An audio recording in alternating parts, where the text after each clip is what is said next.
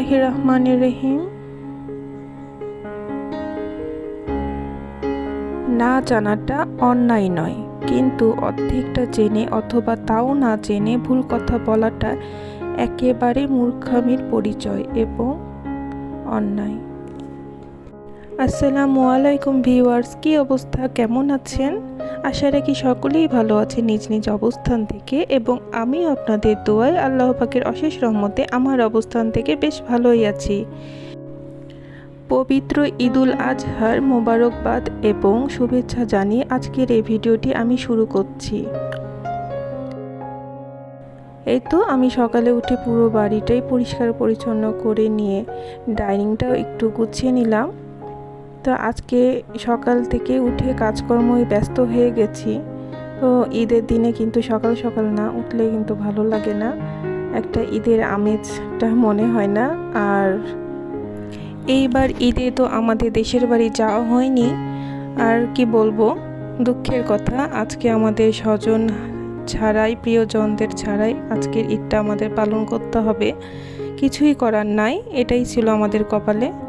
গত রমজান মাসের ঈদে তো আমরা গেছি, কিন্তু এবার আর কুরবানি ঈদ আমরা দেশের বাড়ি যেতে পারলাম না, কারণ আপনাদের ভাইয়ারও ছুটি হয়নি, আর মেয়েদেরও পরীক্ষা, আর ছোট মেয়েটাও একটু অসুস্থ ছিল, তার জ্বর ছিল, আর বড় মেয়েটারও সামনের মাসে পরীক্ষা। তো সব কিছু মিলিয়ে আর যাওয়া হলো না। আর আমার হাজবেন্ড যেহেতু একটা ঈদে যে কোনো ছুটি পায়, হয় রমজান মাসের ঈদে, না হয় কুরবানি ঈদে, তো এবার রোজার ঈদেই ছুটি নিয়েছিল, কুরবানি ঈদে ছুটি পাবে না। তো এইভাবেই তো আমি বিয়ের পর থেকে দেখে আসছি, যার কারণে আজকের তেমন একটা খারাপ লাগছে না, কারণ এভাবে দেখতে দেখতে আসলে বিষয়টা সহ্য হয়ে গেছে, এখন আর তেমন একটা খারাপ লাগে না সব সময়ের মতো। কিন্তু নিজেকে তো বোঝাতে পেরেছি, কিন্তু মেয়েরা একটু মন খারাপ করে। ওরা এবার একা একা ঈদ করছে, তাই একটু মন খারাপ, কিন্তু কিছু করার নাই। আসলে আল্লাহই সব কিছু ঠিকঠাক করেই দেয়, সব কিছু সহ্য করার ক্ষমতাটাও তিনিই দিয়ে দেন। তো এখানে আরও বিল্ডিংয়ে সব ভাবিরা আছে, তাদের মেয়েরাও আছে, ছেলে মেয়েরা আছে। তো ওদের সাথেই আমার ছোট মেয়েটা খুব খেলাধুলা করে বা ব্যস্ত থাকে।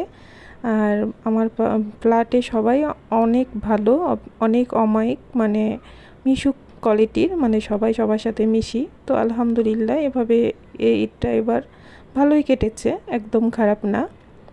তো সবাইকে ছাড়া ঈদ কাটাচ্ছি, কিন্তু সে খারাপ মনে হওয়ার আসলে সময়টা আর নাই, মানে সব মিলে আছে আলহামদুলিল্লাহ বেশ ভালোই। তো এই কথা বলতে বলতে আমি টুকিটাকি সকালের নাস্তাও বানিয়ে নিচ্ছি। আজকে আমি সকালের নাস্তা বলতে যে রুটি বা খিচুড়ি এ ধরনের কিছুই করব না, ডাইরেক্ট যে একটু পাস্তা রান্না করে নিচ্ছি। নওরিন এই পাস্তাটা খুব বেশি পছন্দ করে, মানে একটু নুডলসও দিয়েছি সাথে, তার সাথে পাস্তা দিয়েছি, আর যে মুরগির মাংস রান্না করে আমি আলাদা করে রেখেছিলাম গাজর দিয়ে, তার সাথে অ্যাড করে আমি তো রান্না করে নিয়েছি। এভাবে কিন্তু রান্নাটা আমার খুব বেশি ভালো হয়, সবাই পছন্দ করে। তারপরে যে আমি একটু স্যান্ডউইচ বানিয়ে নিব। তো আমি পাউরুটিগুলোকে সেঁকে নিয়েছি, তো সেঁকতে যে একটু লাল বেশি হয়ে গেছে, তো সমস্যা নাই, আমাদের এভাবে মচমচা পাউরুটি বেশি খেতে পছন্দ করে সবাই। তো আমি এখন ভিতরের পুরটাও তৈরি করে নিব। তো আমি এখানে কিছু ম্যারিনেট করা মাংস ছিল, সেগুলো আমি এখানে ভেজে নিচ্ছি লাল করে, আর ভেজে রাখা মাংস দিয়ে আমি আজকে স্যান্ডউইচটা তৈরি করব।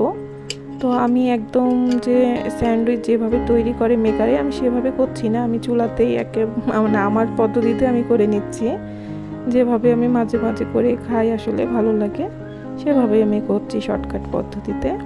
তো এখানে শসা, তারপরে মেয়োনিজ, সস, তার সাথে আমি মাংসগুলো এখন অ্যাড করে দিব, আর একটু গোলমরিচের গুঁড়ো এইসব দিয়ে আমি বানাইনি, আর বেশ মজাও লাগে।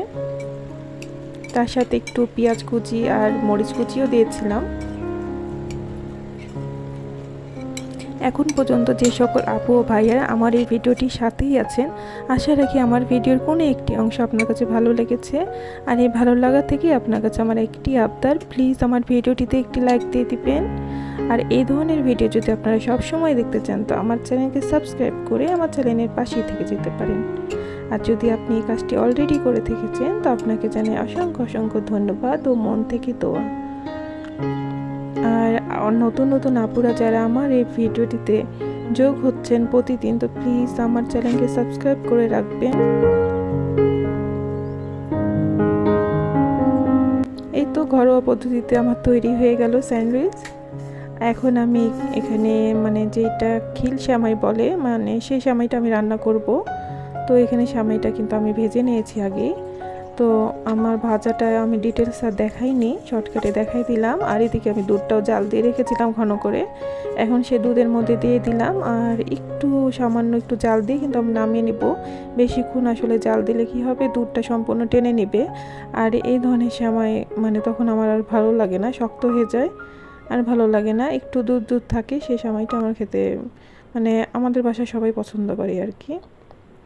তো এই তো আজকে যেহেতু মানুষ আমরা মাত্র 2 মেয়ে আর আমি, তো আর কি করব, এটাই আমাদের জন্য অনেক, আলহামদুলিল্লাহ।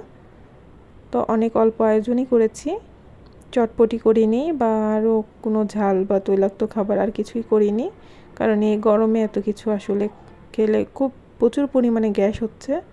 তো এই স্বল্প আয়োজনই আমাদের জন্য পারফেক্ট। আর এই তো আমি একটু আমার ওভেনের উপরটা একটু ডেকোরেশন করে নিলাম, আমার আগের রানারটা চেঞ্জ করে যে আমার হাতের তৈরি একটা রানার বিছিয়ে নিলাম। তার সাথে একটু এখানে সুন্দর করার জন্য একটা ট্রে, আর তার সাথে 2টা মগ আর একটা ছোট্ট শোপিস রেখেছি। তো এই তো আমাদের সংসার ছোট্ট একটা।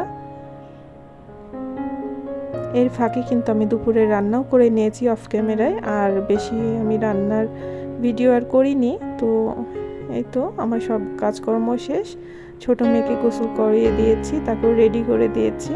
সে নতুন জামা পরে তো বিল্ডিংয়ে সবার বাসায় ঘুরে টুরে চলে এসেছে। তো আজকের আমাদের স্বল্প আয়োজন ছিল, এই তো শুধু পোলাও রান্না করেছিলাম আর গরুর মাংস ভুনা, আর এই তো শসা আর লেবু। ভিডিওর শেষ প্রান্তে চলে এসেছি। আসসালামু আলাইকুম, আল্লাহ হাফেজ।